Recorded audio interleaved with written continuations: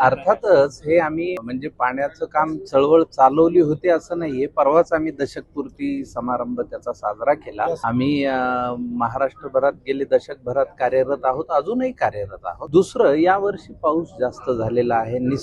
निसर्गाचा अंदाज अलीकडच्या काळात कुणालाही देता येत नाहीये. त्यामुळे निसर्गाने फक्त महाराष्ट्रापुरतंच थैमान घातले का तर नाही, जगभरामध्ये निसर्गाचे रौद्र रूप आपल्याला पाहायला मिळते वारंवार. या वर्षीच्या सुरुवातीपासून पाहायला मिळत आहे. यंदा अतिवृष्टी जास्त झालेली आहे. तेव्हा राज्य शासनाला एक कळकळीचं आवाहन असं की सर्व शेतकऱ्यांची जास्तीत जास्त मदत या निमित्ताने राज्य शासनाने करावी. त्यांनी त्या दृष्टीने पावलं टाकायला सुरुवातही केलेली आहे. ही अतिशय आनंदाची गोष्ट आहे.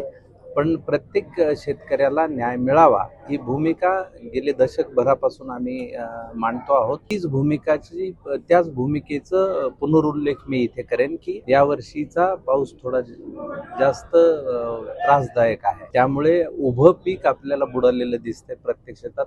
इव्हन सोलापूर जिल्ह्यामध्येही परवा अतिवृष्टी झाली आणि सर्व पिकं पाण्याखाली गेलेली आहेत. त्यामुळे हा जो खरीपाचा हंगाम आहे तो हातात तोंडाशी आलेला घास जाण्याची भीती आता आपल्या सगळ्यांसमोर आहे. आणि मला असं वाटतं की ह्यात जास्तीत जास्त भरीव तरतूद शासनाने शेतकरी बांधवांसाठी केली पाहिजे.